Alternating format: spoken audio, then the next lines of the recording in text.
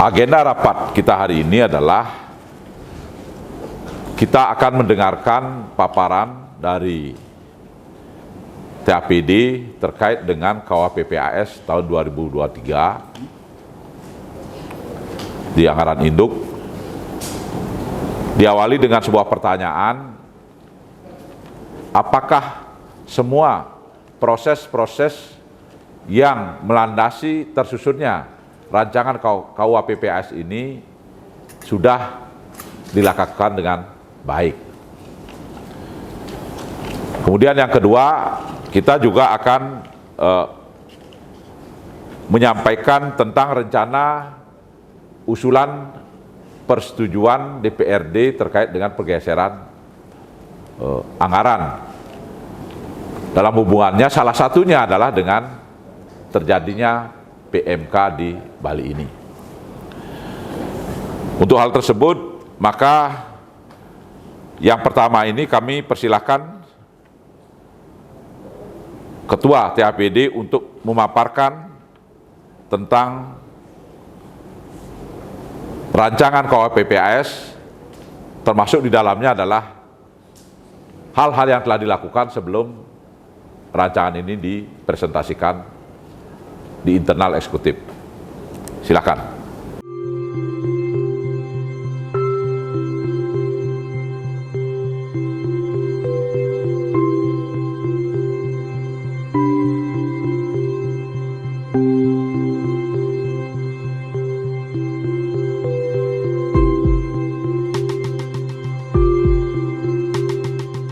Ini perlu diharmonisasi. Dan terakhir, ini ambrun, ini bukan saya nyari-nyari, kebetulan di halaman I1 ini ada, kalau saya bilang salah ketik juga ya bisa jadi lah ya, bab 4, bab 5 ini judulnya sama. Bab 4 kebijakan belanja daerah, bab 5 juga kebijakan belanja daerah. Ini kan dokumen, nanti kita akan baca bersama, apalagi sampai ke pusat gitu. Barangkali yang di bab 4 itu sebetulnya saya tahu itu kebijakan pendapatan daerah, bukan belanja daerah. Itu dari saya. Terima kasih pimpinan. Terima kasih. Lanjut, saya ingin memberikan respon. Pertama, atas ketaatan ya. Ketaatan melakukan mekanisme sesuai dengan peraturan perundang-undangan, termasuk juga peraturan daerah kita di dalam pembahasan persiapan penyusunan KUHP-PAS ini, kami berikan apresiasi. Cuma ada satu pertanyaan, kan sudah termasuk konsultasi dengan Dirjen Anggaran, sudah oke. Ya, RKPD. Bangda. Nah, kemudian yang masih kami pertanyakan adalah bagaimana koordinasi dengan Korupsubgah KPK. Ya, mohon nanti dijelaskan sedikit apa penekanan-penekanannya, sehingga kita bisa memberikan antisipasi yang baik, memadai. Kemudian yang kedua, dari aspek pendapatan, itu naik kurang lebih sekitar PAD itu 400 miliar. Ya. Kita berikan apresiasi apa yang telah dilakukan dalam situasi COVID seperti ini. Cuma ada pertanyaan dari kami, apakah implementasi dari Perda tentang retribusi pariwisata ini sudah ada yang konkret gitu? Apa berpengaruh? Apa memang sudah ada implementasinya? Atau berpengaruh terhadap meningkatnya pendapatan ini? Gitu. Kemudian yang ketiga, aspek belanja. Ya. Sekarang ini memang menjadi sorotan dunia terkait ketahanan pangan, ya, ketahanan pangan. Jadi bahkan disebutkan beberapa negara itu menghadapi masalah terhadap ketahanan pangan. Kami ingin mendapat penjelasan, kalau tidak salah di dalam pangan, sandang dan sebagainya 150 miliar. Apa yang khusus dilakukan dalam konteks program-program ketahanan pangan? Ini mungkin perlu dijelaskan ya. Kemudian yang kedua, aspek belanja, kami mohon itu insentif terhadap subak itu 10 juta ya per subak, menurun dari 15 kalau tidak salah, dan 30. 2022 10, mulai 2021 10 ya. Kami di desa-desa ya, ketika reses dan sebagainya banyak keluhan ya, dengan diturunkannya begitu drastis subak ini, bantuan BKK terhadap subak. Kalau kondisi memungkinkan ya, kami mengusulkan untuk dikaji lagi untuk bisa dinaikkan lah. Gitu. Nah kemudian aspek belanja kaitannya dengan persetujuan ya, persetujuan menuangkan dalam bentuk anggaran, yaitu tentang insentif terhadap perangkat desa, kami berikan apresiasi. Karena ini berkali-kali ya kita juga menyampaikan, dan kita juga beberapa kali menerima penyampaian aspirasi dari perangkat desa ketika setelah insentif kepala desa sudah diberikan. Saya kira wajar, dan ini diberikan insentif dalam bentuk kebijakan kita dalam menuangkan dalam anggaran, kami berikan apresiasi. Jadi oleh karena demikian berarti sudah gayung bersambut ini. Kemudian yang terakhir kaitannya dengan defisit ya. Defisit 25% sebelum masuk DAK ya. DAK ya. DAK dan DID. Jadi kalau itu pasti masuk nanti kan, cuma kita tidak secara etika pembahasan kita memang belum memasukkan. Jadi DAK dengan DID kira-kira defisit ini sekitar mungkin di bawah 12% ya. Mudah-mudahan bisa di bawah 12%. Sehingga kita kalau sekarang 25 akan lebih makin 21 ya, 21. Jadi kalau itu masuk, perkiraan kita mudah-mudahan itu bisa di bawah 12% atau di bawah 15%, sehingga kita koordinasi konsultasi dengan Depdagri itu biasanya kan di sekitar itu kan defisitnya. Walaupun tidak ada ketentuan yang pasti harus sekian. Tapi kita dalam rangka menjaga tingkat performance APBD kita nanti, sudah tentu kita akan lebih baik kalau defisit kita bisa lebih rendah. Dan ini belum kita akan finalkan karena kita harus menghadapi berbagai pembahasan lebih lanjut. Jadi itu yang kami sampaikan, diharapkan respon dari Pak Sekda, Ketua TAPD dengan mungkin nanti dilengkapi yang lain, termasuk apa yang disarankan, ditanyakan oleh Pak Gede Kusuma Putra. Terima kasih.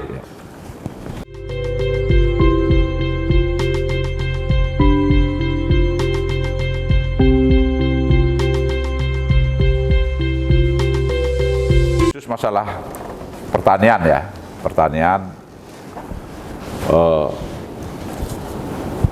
mohon diperhatikan lebih serius, terutama kaitannya dengan upaya-upaya kita melakukan terobosan ketahanan pangan. Ini sangat penting. Yang kedua, ya, produksi pertanian itu biasanya selalu terkendala hal klasik. Kita dorong produksi, kemudian ketika berproduksi harga jatuh kan itu. Kami berharap ke depan ini eksekutif merancang satu produk pertanian yang didukung oleh 3 hal. 3 hal itu apa? Produknya itu adalah mempunyai pasar lokal, ya, pasar industri, pengolahan pertanian, dan yang ketiga adalah pasar ekspor. Jadi kalau produk pertanian didukung 3 hal ini, maka masalah klasik itu pasti bisa diatasi. Satu contoh, misalnya jeruk.